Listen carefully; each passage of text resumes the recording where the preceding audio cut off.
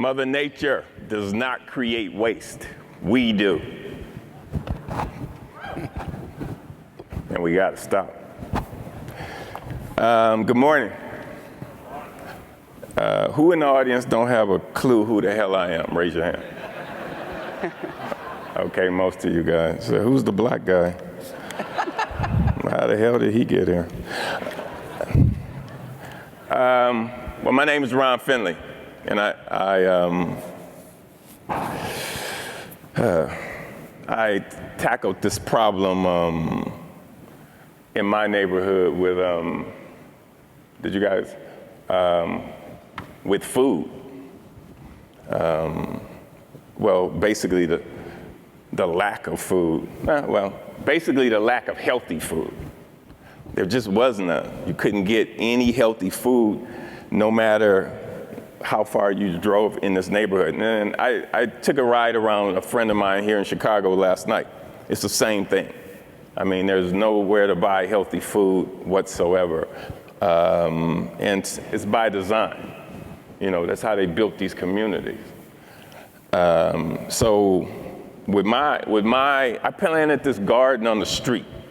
Well, it's the parkway, you know, the parkway right before you get to the street. It's like the grass. Mine happens to be 150 feet by 10 feet wide.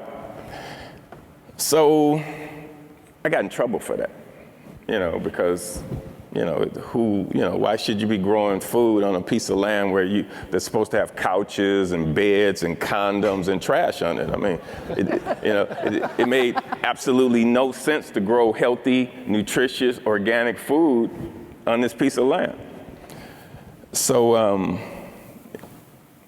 I took it to I did it a second time and got in trouble again. I'm a little hard, I'm a little thick, ain't that what they say?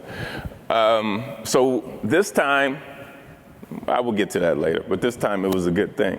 So planting this food on this strip of land, people ask me, wow, they act like it's amazing, that you take this land that generally, there's nothing growing on but grass. This is in front of my house. This is a watermelon that I picked on my parkway, the ones that don't get taken or stolen, because I'm in South Central. Watermelons, you get it?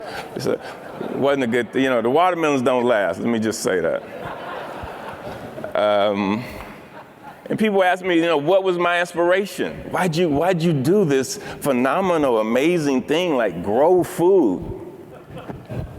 And I'm like, my inspiration? My inspiration was malnourished children. My inspiration was heart disease, asthma, hypertension, type 2 diabetes, cancer. That was my inspiration. They inspired me. But the biggest inspiration of all for me, the biggest disease in these neighborhoods throughout the urban areas in the United States of America is lack of opportunity. Lack of opportunity is a disease here. And again, it's by design. So I just got tired of seeing these wheelchairs and, these kids going to school, eating out of the 7-Elevens and stuff like this. They're eating like Takis and Doritos and, stuff like that, and Cokes. And, in front of mine, they would stop and they would have in front of them, they would hide behind my garden and drink their beers, and smoke weed right before they went to school. So with my garden, I wanted to change this. I put this on the street because I wanted these kids to know that you can design your own life. Because the bottom line is, it's like even with ULI, isn't it all art? Isn't this whole thing, isn't what you guys do art? So my whole thing, let's live with art.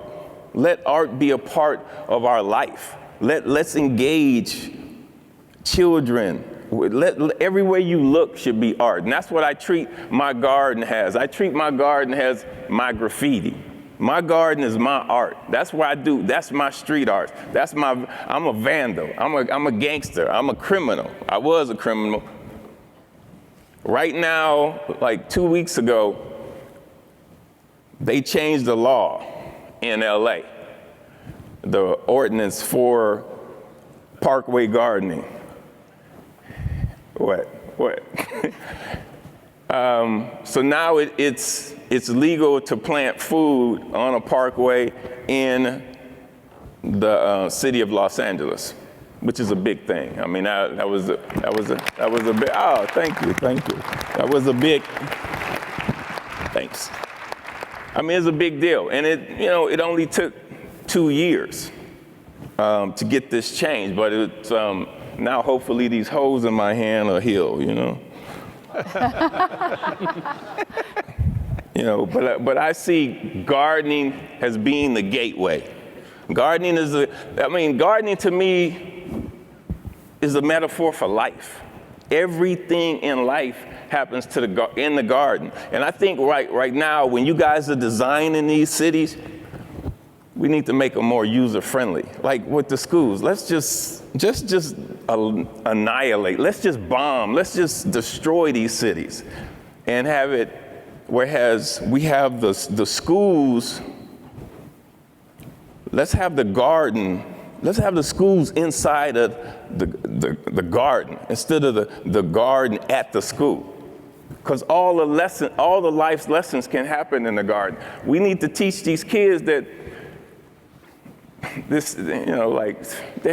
technology. The hell is your technology going to do if a kid is hungry and he's malnourished and he doesn't know that he doesn't even know he's malnourished? They don't know. Their body's not going to develop. Their brain's not going to develop. So what the hell is your technology really going to do? They say, give all the schools iPads. For what? So you can create a market where they're selling iPads after school? Everybody's with this technology. Everybody's not going to make a living off of technology. And that's why we need to get back to the soil. We are the soil. Who in here has a garden? Okay, and so you know how that makes you feel. You know how that brings you back to life. You know how you can spend, you go out there and you say you're going to do an hour, and the next thing you know, it's 5 hours later. You ain't showered, brushed your teeth, washed your face, eaten or nothing. Because that garden, it engulfs you. It takes you. Gardening is the gateway.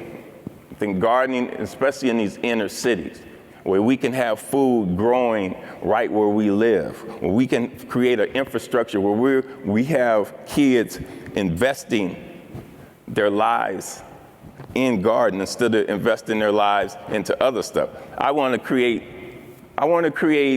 communities where, like with the parkways, a lot of times that's the only thing people have to plan on.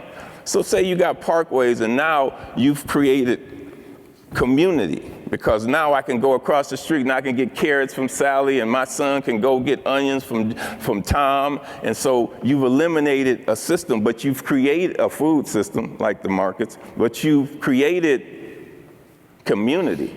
Now you have neighbors talking to each other. Now you have neighborhoods whereas they're communicating with each other, and also the roots go so deep. It's not linear. It goes so deep into health. It goes into life, and when you put this garden in, you create ecosystems. I don't need.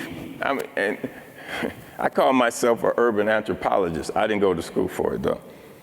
I lived it. So I had a chance to see that if kids are exposed, if they're shown healthy food, they generally eat it, If kids grow kale, kids eat kale.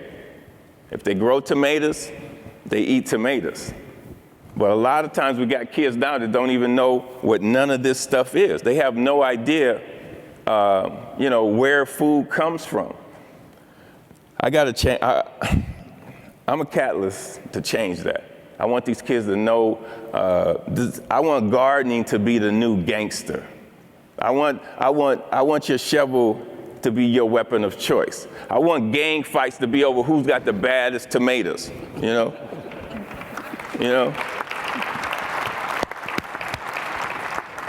You know, and people ask me, why do I do this? You know, because you can find a dialysis center in these urban communities faster than you can find an organic apple. Has to change. I'm a gardener, and I don't need another statistic. I don't need another stat. You know, I don't need another report that tells me that we're missing out. I don't need another report to tell me how fucked up this where we are right now, where the community is right now, that the United States. I see it every day when I walk down the street. I don't need a $750,000 3-year survey to tell me if kids are exposed to healthy food, they eat it. That's where we are right now. We have to change that. This is a kid I have working at my place. That's from the pomegranate tree. This is a kid that's from one of the schools that we work with, where, you know, basically when you put in a garden, it's like you're building a leadership academy, because you're getting people, you're getting killed. You're not growing food, you're growing citizens, you're growing healthy human beings. It's not even about the food. It gets to a point where it's not. And a lot of people say, well, Ron, you know, sometimes, you know, you talking, it's not politically correct. And I'm saying, the hell with being politically correct. Being politically correct got us where we are today, got us into this mess. We need to stop being politically correct. We need to be gangsters, okay? We need to be radicals. We need to tell everybody that we tired of this shit and we not taking it no more. And that's how I got up here, because I'm not taking this no more. I'm not gonna see these kids, whereas they're basically, they want to send them to prison. You know, they're basically like sheep, where they're not getting any kind of education. The system is not built right now to give them an education. I want these kids to know about gardening, about urban gardening. I want them to know about compost. I want them to know about how compost changed my life. It did. That's my disco song. You know, compost changed my life. I mean, it did. I mean, just think about it. I mean, there is another earth system. Nothing in Mother Nature doesn't waste anything. We do. And when you guys build these buildings, we need to take those systems, Mother Nature systems, into place when we build these buildings, when we build these communities, when we build these parks. That's what needs to be done. I'm just about out of time. And I like to just tell people, you know, basically let's just all plant some shit. You know? Thanks.